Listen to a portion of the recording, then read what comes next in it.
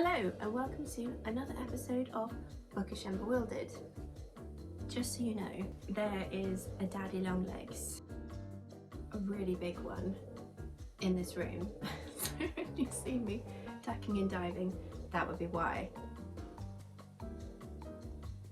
And my dryer is on too, so if there is some weird tinny noises like robots having sex in the background, that would be why also. I was walking down the main high street towards my little local Oxfam bookshop, feeling very productive and quite saintly because I'm going to an Oxfam bookshop. And what did I see in the window of Oxfam?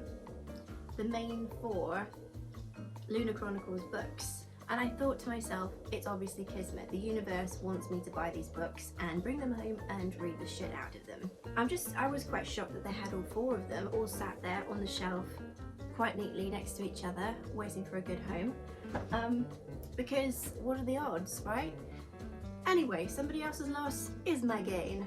To give you a bit of background on the Lunar Chronicles, they're a collection of books written by Marissa Mayer, not Stephanie Meyer. I used to get those 2 authors mixed up. Really bad form on my part because they're 2 completely different authors. I did get them mixed up. So the books are by Marissa Mayer. I almost did it again. So sorry, Marissa Mayer. The books that I have are as follows: Cinder, Scarlet, Cress, and Winter. There are 2 further books called Fairest and Stars Above, which are books I don't have currently, but I will definitely pick them up once I've gotten through these 4 beauties. What I find interesting about Marissa's writing is that she developed the bare bones for the Lunar Chronicles and the drafts for these books during NaNoWriMo of 2008. So for all of you budding authors and writers out there, this should give you some hope, because these books, these very much beloved books, were the product of a NaNoWriMo. So there's hope for us all out there. If Marissa can do it, then you can do it, my friends. You never know what the future has in store. Your next draft for NaNoWriMo could be the next Lunar Chronicles. You don't know. I don't know, you don't know, but just keep plugging at it because Marissa did, and now look at her. Now, I'm a big fan of zany adaptations, and while I wasn't aware of the Lunar Chronicles until after I had fully entrenched myself in BookTube and Bookstagram, I did plan to pick them up eventually. Now, Cinder. This is the book that I have read. This is basically a Cinderella retelling, but with cyborgs. That's the easiest way to put it. Cinderella, but with cyborgs and in a futuristic, almost sort of Star Warsian setting.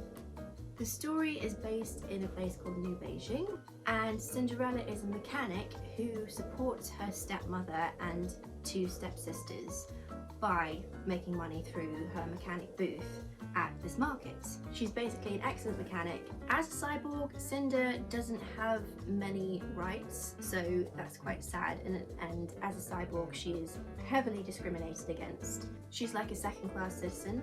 Basically, if she was on the Titanic, her stepmother and her step-siblings would be on a rescue vessel and she would be drowning below decks. That's the kind of level of discrimination we've got going on here. A plague has been ravaging the world that this story is set in. So people are dying. It's a bit like the bubonic plague, the black plague, you know, with the pustules and everything. It's a lot like that because it's got a very quick turnaround from getting it and dying from it. So an outbreak of the plague occurs at the market that Cinder works at, and the story takes off from there. The cool thing about this retelling is that there is so much going on.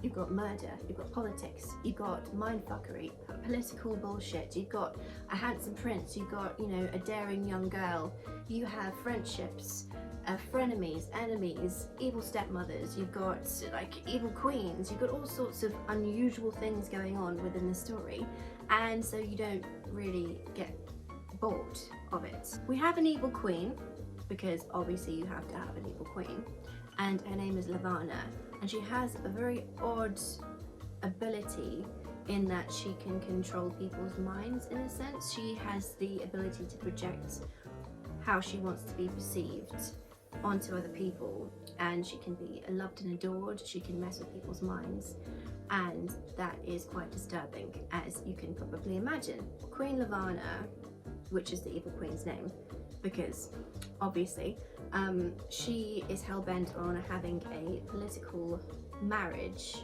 put in place between herself, the ruler of the moon, the lunar kingdom, and Prince Kai, who is the love interest, potentially, question mark, of the story of Cinder. He is the heartthrob of the story, and I always picture the boys from like One Direction whenever Prince Kai wanders onto the page, because he is the heartthrob. There are young girls across the kingdom that are screaming and throwing their knickers in his direction. That's the kind of vibe that I'm getting from him.